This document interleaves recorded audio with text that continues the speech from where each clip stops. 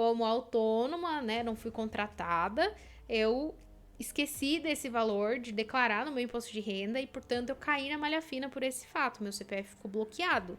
Isso dá uma dor de barriga, dor de cabeça tremenda, tá? Primeira pergunta que sempre vem: engenheiro ou arquiteto pode ser MEI? Pode ter a empresa como MEI? A resposta é não, simples e direta. Não, nós não podemos ser MEI. Por quê? A nossa profissão, tanto engenheiros, né, como os arquitetos, elas são profissões regulamentadas. Então, elas são regidas por um conselho de classe. E por este fator, nós temos a quem recorrer, né? E, portanto, nós não somos microempreendedores individuais. E aqui eu já queria, de cara, compartilhar uma experiência. A primeira vez que eu precisei emitir nota fiscal, que eu não tinha noção de como fazer isso, eu fui atrás de uma pessoa da área de contabilidade, de um escritório de contabilidade, inclusive, que me orientou a abrir um MEI. Eu sendo engenheira, né, autônoma, prestando serviço para uma construtora. A construtora precisava que tivesse um CNPJ e precisava que tivesse uma nota fiscal. E aí, eles não faziam por meio do recibo de pagamento autônomo. Então, eu tive que abrir um MEI para prestar esse serviço. E eu fui orientada a fazer dessa forma, mas tá errado, gente. Engenheiro não pode ser MEI. E eles me orientaram da forma errada. Então, assim, veja a importância da gente saber esse conceito para, inclusive, o pessoal que deveria saber não orientar você da forma errada, né? É obrigatório emitir a nota fiscal para todos os serviços prestados? Serviço prestado para pessoa física, para pessoa jurídica, sim, é obrigatório, tá? E aí você vai ou atrás do recibo de pagamento autônomo, ou vai fazer a inscrição municipal e emitir essa nota fiscal avulsa como pessoa física na prefeitura, tá bom? É um serviço que a própria prefeitura fornece. Serviços prestados de pessoa física para pessoa física, o correto seria emitir uma nota fiscal avulsa, tá? E o valor vai ser identificado na declaração de imposto de renda também. Quando a gente faz essa declaração, conta para o governo que você prestou o serviço ou que você recebeu, tá bom? Só que na prática, nem sempre a gente faz isso, tá? Pessoa física para pessoa física, nem sempre a gente emite nota fiscal, tá? Estando abaixo, o seu faturamento abaixo dos 28 mil, tá ok, tá bom? É necessário analisar o valor do faturamento, então, e ficar atento ao limite de isenção, que é esse de 28 mil. Sendo pessoa física emitindo nota fiscal e o valor do serviço sendo pago como valor debitado na sua conta, você deve fazer a prestação de contas desse valor no próximo ano para a Receita Federal, tá bom? Se não esquecer, cai na malha fina, você vai fazer igual eu, por conta de uma aula que eu dei para uma faculdade como autônoma, né? Não fui contratada, eu esqueci desse valor de declarar no meu imposto de renda e, portanto, eu caí na malha fina por esse fato. Meu CPF ficou bloqueado. Isso dá uma dor de barriga, dor de cabeça tremenda, tá? O limite de isenção é de aproximadamente 28 mil reais. Caso o valor recebido por serviços ultrapasse esse limite, você não pode deixar de fazer essa declaração e também passar a ser pessoa jurídica. Tem que abrir empresa, tem que se estruturar. Tá? Quando que vale a pena ter uma empresa, abrir uma empresa de engenharia ou arquitetura e ser uma pessoa jurídica? São analisados os seguintes pontos: se há serviços recorrentes, tá? Se todo mês você está prestando esse mesmo tipo de serviço, tem que ter pessoa jurídica.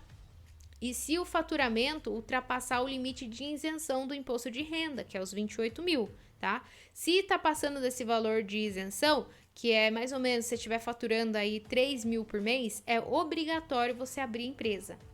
E se tiver abaixo do valor de isenção, vale a pena ainda você, mesmo assim, consultar uma assessoria contábil para verificar se existe a possibilidade de você pagar menos imposto. Porque como autônomo, a gente paga bastante imposto, tá? De declaração e tudo mais, é pesado. Que tipo de empresa engenheiros e arquitetos podem abrir? Então, lembra que eu falei? Você tem que contar as atividades que você faz para elas te enquadrar no tipo de empresa.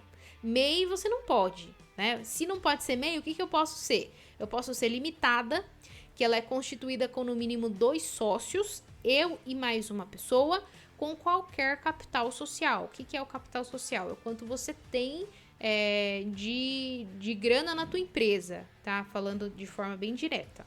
Então, essa é limitada. E aí, se você for fazer uma sociedade com um amigo teu, com um colega teu da faculdade, com um irmão, com um parente, com qualquer pessoa, sempre separe o pessoal do profissional. Quando a gente fala de empresa, ainda no meu caso, marido e mulher, a gente tem que ter essa postura profissional, de saber separar as coisas.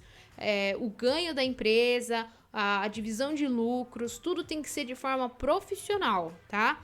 Então, quando a gente tem um sócio, a gente vai lá optar por quanto cada sócio tem direito em relação à empresa. Então, vai ser 50-50? Todo mundo é metade, exatamente. Ou não? Tem algumas sociedades que elas são 80-20, 70-30, 60-40, 49-51. Tudo isso é análise, tá? E outro ponto, quando você for fazer sociedade, você tem o sócio proprietário, o sócio administrativo e o sócio, tá? Ambos têm o poder de tomar decisões juntos, porque eles são sócios, mas um dos sócios tem que responder administrativamente, tá? Em qualquer situação. Então, você vai ter que eleger um dos sócios para ser o sócio administrativo. Todos têm o mesmo efeito, tá? Não é que o sócio administrativo tem mais poder. Na verdade, é ele que vai responder por tudo que vier a acontecer, beleza? Então, limitado é o primeiro tipo. O segundo, EIRELI. O capital social, ele deve ser de 100 salários mínimos, tendo que comprovar para a Receita Federal que a empresa está integralizada, tá? Então, já é um patamar um pouco maior para quem faz serviços de engenharia, tá saindo do zero, já tá aí numa estrutura legal e faz serviços de engenharia, como nós aqui, pra gente é o suficiente, tá? Limitada. Hoje, assim, é o suficiente. EIRELI já passa a ser provavelmente não, quem trabalha com construção, quem tem um aporte um pouco maior, tá? A gente pode chegar lá um dia? Pode, tá? Mas, enfim. Também pode ter empresário individual. O seu capital inicial pode ser os seus bens de pessoa física, então você não precisa comprovar esse capital social diferente. E o unipessoal é a mais procurada, não há exigência do capital social e pode ser de uma única pessoa, sem sócio também. Então, quem que vai enquadrar você? Contabilidade, tá? Quanto custa para abrir uma empresa? O valor ele vai variar de cidade para cidade, tá? Você vai ter que contratar primeiro uma assessoria contábil que pode te cobrar para fazer a abertura.